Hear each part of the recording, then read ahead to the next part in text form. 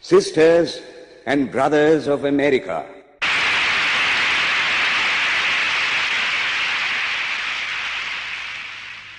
it fills my heart with joy unspeakable to rise in response to the warm and cordial welcome which you have given us. I thank you in the name of the most ancient order of monks in the world. I thank you in the name of the mother of religions. And I thank you in the name of the millions and millions of Hindu people of all classes and sects. My thanks also to some of the speakers on this platform who, referring to the delegates from the Orient, have told you that these men from far-off nations may well claim the honor of bearing to different lands the idea of toleration.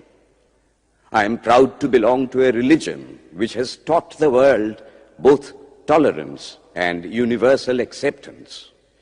We believe not only in universal toleration, but we accept all religions as true. I am proud to belong to a nation which has sheltered the persecuted and the refugees of all religions and all nations of the earth.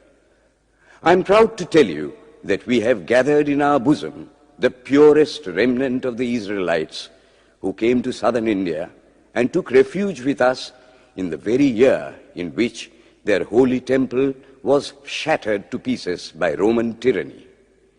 I am proud to belong to the religion which has sheltered and is still fostering the remnant of the grand Zoroastrian nation. I will quote to you, brethren, a few lines from a hymn which I remember to have repeated from my earliest boyhood, which is every day repeated by millions of human beings. As the different streams, having their sources in different places, all mingle their water in the sea, so, O Lord, the different paths which men take through different tendencies, various though they appear, crooked or straight, all lead to Thee. The present convention, which is one of the most august assemblies ever held, is in itself a vindication, a declaration to the world of the wonderful doctrine preached in the Gita. Whosoever comes to me, through whatsoever form, I reach him. All men are struggling through paths which in the end lead to me. Sectarianism, bigotry, and its horrible descendant, fanaticism, have long possessed this beautiful earth. They have filled the earth with violence, drenched it often and often with human blood, destroyed civilization, and sent whole nations to despair.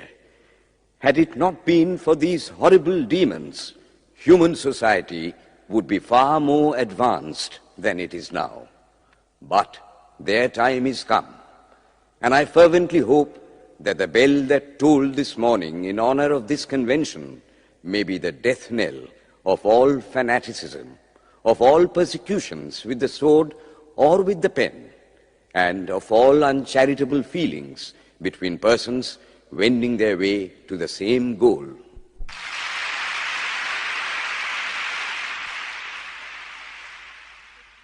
Ladies and gentlemen, on the agenda for today, the 15th of September, 1893, a galaxy of eminent speakers are scheduled to address us, and it gives us great pleasure to once again invite Swami Vivekananda to speak. His subject for today, Why We Disagree. I will tell you a little story. You have heard the eloquent speaker who has just finished say, "Let us cease from abusing each other," and he was very sorry that there should be always so much variance. But I think I should tell you a story which would illustrate the cause of this variance. A frog lived in a well. It had lived there for a long time. It was born there and brought up there, and yet was a little small frog. Of course, the evolutionists were not there then to tell us whether the frog lost its eyes or not. But for our story's sake, we must take it for granted that it had its eyes, and that it every day cleansed the water of all the worms and bacilli that lived in it with an energy that would do credit to our modern bacteriologists. In this way, it went on and became a little sleek and fat. Well, one day, another frog that lived in the sea came and fell into the well. "Where are you from?" "I am from the sea." "The sea? How big is that? Is it as big as my well?" And he took a leap from one side of the well to the other. "My friend," said the frog of the sea, "how do you compare the sea with your little well?" Then the frog took another leap and asked, "Is your sea so big?" "What nonsense you speak, to compare the sea with your well." "Well then," said the frog of the well, "nothing can be bigger than my well. There can be nothing bigger than this. This fellow is a liar, so turn him out." That has been the difficulty all the while. I am a Hindu. I am sitting in my own little well and thinking that the whole world is my little well.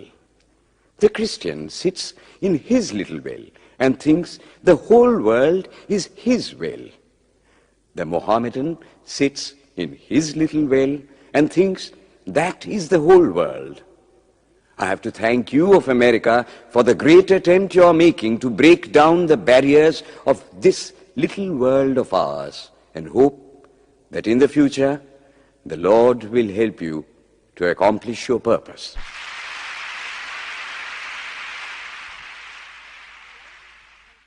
Delegates and friends, today, the 19th of September, 1893, is the 9th day of the World's Parliament of Religions. We have had the privilege of listening to many distinguished speakers from the world over address us on a variety of subjects. The time is at hand to now listen to the great monk from India, Swami Vivekananda, read his paper on Hinduism. Ladies and gentlemen, Swami Vivekananda. From the high spiritual flights of the Vedanta philosophy, of which the latest discoveries of science seem like echoes, to the low ideas of idolatry with its multifarious mythology, the agnosticism of the Buddhists and the atheism of the Jains, each and all have a place in the Hindu's religion. Where then, the question arises, where is the common center to which all these widely diverging radii converge? Where is the common basis upon which all these seemingly hopeless contradictions rest? And this is the question I shall attempt to answer. The Hindus have received their religion through revelation, the Vedas. They hold that the Vedas are without beginning and without end. It may sound ludicrous to this audience how a book can be without beginning or end.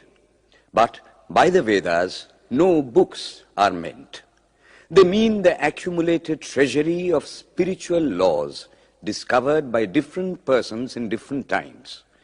Just as the law of gravitation existed before its discovery and would exist if all humanity forgot it, so is it with the laws that govern the spiritual world. The moral, ethical, and spiritual relations between soul and between individual spirits and the Father of all spirits were there before their discovery and would remain even if we forgot them. The discoverers of these laws are called rishis, and we honor them as perfected beings. I'm glad to tell this audience that some of the very greatest of them were women. Here it may be said that these laws, as laws, may be without end, but they must have had a beginning. The Vedas teach us that creation is without beginning or end. Science is said to have proved that the sum total of cosmic energy is always the same. Then, if there was a time when nothing existed, where was all this manifested energy?